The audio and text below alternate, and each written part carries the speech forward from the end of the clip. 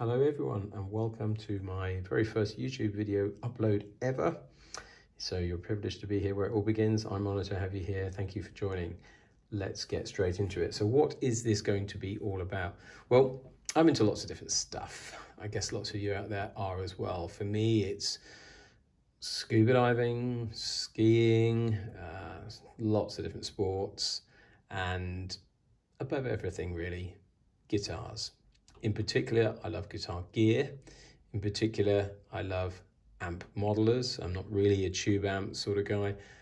And really what I want to focus on with this YouTube channel then is the everyday experience of using one of these units a few months down the line. Lots and lots of videos out there that show you unboxing the thing, what it looks like when you turn it on, the nice glitzy touch screen, the various IOs that a thing has, how it sounds, but very few seem to talk about what is it really like, how frustrating can it be using the user interface day in, day out. And in my experience, a lot of these units can sound absolutely fantastic, but be a nightmare to use just because very little thought or attention has gone into the functionality, if you like, the implementation of various aspects of foot switches or you know, the sort of the ergonomics. And there's a word for you, the ergonomics. Just to explain a little bit, I have a background in commercial aviation. I've flown commercial jets for about the last 30 years, and in the commercial jet flight deck, the ergonomics are very, very important. You might have three switches, dials, in fact, three dials that do different things, but all have roughly the same size. In an aeroplane, of course, it's probably not a great thing if you happen to turn the wrong dial, because ultimately, if it goes wrong, the net result can be disastrous. Now, in the guitar world, yeah, okay, the net result may be not quite so dire. I mean, what's the worst that can happen? You press the wrong foot switch and you change patch halfway through your guitar solo. Embarrassing, but it's not going to kill anyone. So it's not necessarily a parallel, but in a flight deck, whilst those dials may be the same size, they'll all have a different shape and feel to them. And that's what I mean by ergonomics. So when you put your hand up to operate one of these dials, you instantly have tactile feedback, which, you know, can tell you sort of subconsciously whether actually you selected the correct dial or not. Now that's maybe an extreme example, but what I find with a lot of these amp modelers is, you know, there are certain things in the way that the UI is put together, which can be really, really frustrating. So overall, that's what the channel is going to be about. However, today, what we're going to talk about is this little thing here, lovely yellow color. This is the Hotone Ampero Mini. Just picked one of these up the other day. Didn't even really bother, well, to be fair, get an opportunity in a very loud music shop that I was in to put it through its paces, see how it sounds. But I was intrigued by it because I love the shape, the form factor, love the color. It's sadly not available in the UK actually in this color. And yeah, I thought I'd give it a try. It has its limitations, of course. It's small. You know, a lot of the videos out there talk about throwing this in a gig bag as your backup device and off you go, rocking up to, you know, play Wembley. You just plug this straight into front of house, and yeah, I mean, realistically, you're going to have problems doing that because there's obviously not that much in the way of control. But the main point in today's video is to show you a little hack, if you like, a little trick which I've come across. And I've come across only in foreign language videos, which unfortunately, I think one was Indonesian, the other was in Portuguese. Yes, you can follow what's going on in the pictures, but what I wanted to do was put a video together for you in English. So those of you who have something similar out there could, you know, follow on and actually get the same results I have. And I've been really, really pleased to see that, guess what, this thing, it's not publicized on the Hotone website. There's nothing about this in the manual for this particular unit, the Ampero Mini.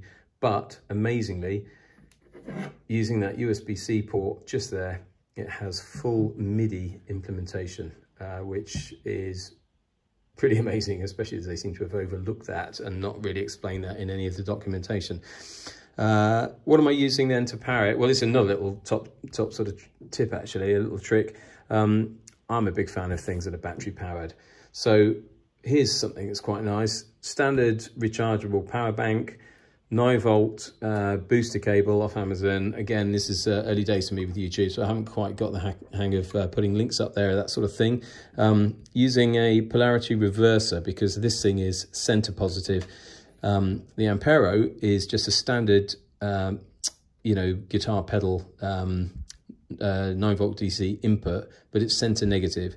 So these things, pick them up on eBay, they're really neat.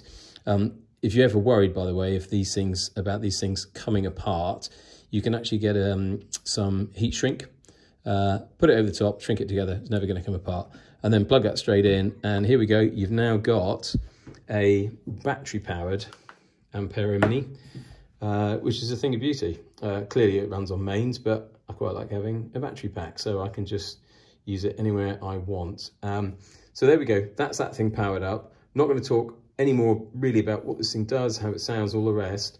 What I want to talk about though is using a MIDI implementation. And one of the reasons that MIDI implementation on this is really useful is, again, we're back to ergonomics.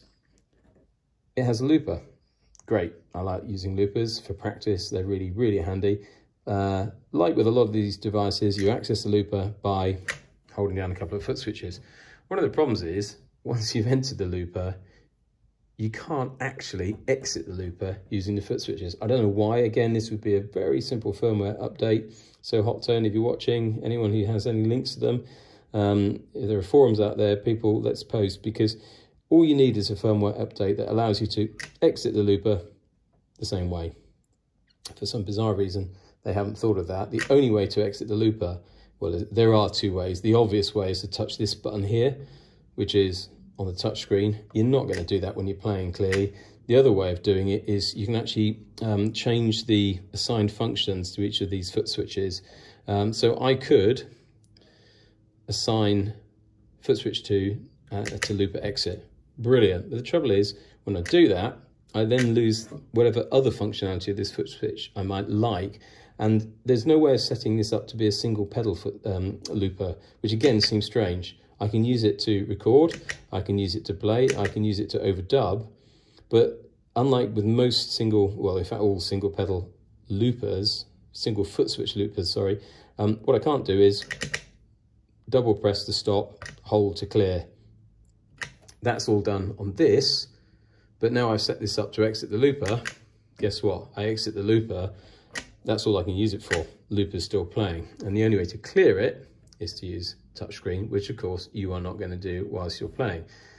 That's where this thing comes in. This is an Airstep MIDI pedal. Does MIDI via Bluetooth, USB, and standard 5-pin MIDI. Best of all, you know my thing, it's battery powered. So yes, it's main powered as well, 9-volt DC standard sort of guitar pedal mains power. But I love this thing because of all of the MIDI foot switches out there, this one is battery powered. Brilliant. Can't recommend these enough. Not going to go into much more detail about how you use them, how you set them up, all the rest. All I want to show you is the beauty of being able to use this thing, the Ampero Mini, via USB MIDI. So USB-C goes into USB-C, simple as that. I've got this thing set up using the control changes to try a couple of different things. And remember I said earlier on in the video, the manual for this makes no mention of MIDI usage at all, nor does their website. So I've just taken a punt. I mean, again, there are foreign language videos out there showing that people are using a MIDI foot switch with one of these devices. I think it's important that it's a MIDI host device as well. That's the beauty of the Airstep, is it does operate as a MIDI host. So all I've done is go to the Ampero website. Both the Ampero and the Ampero Stomp 2 have MIDI implementation.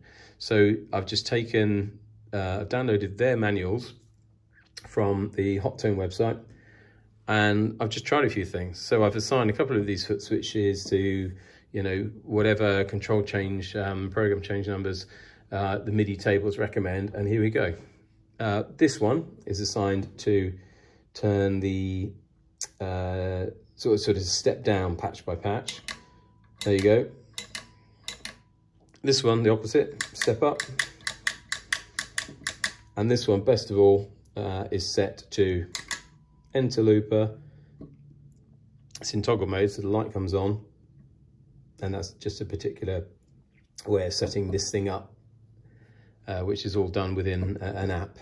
And then guess what? Even better, exit looper, which means that I can have foot switch 2 here assigned to stop and clear, which is a factory setting. And there we go. So that's MIDI implementation on the Ampero Mini. I hope that's helpful. As I say, this is early days for me, so this is a rough and ready video. In time, I'll get links, you know, like and subscribe buttons, all those good things. But I hope you found these useful, partly because it's in English and it removes any doubt maybe from, you know, the Indonesian videos you've seen out there trying to explain the same thing. Thank you.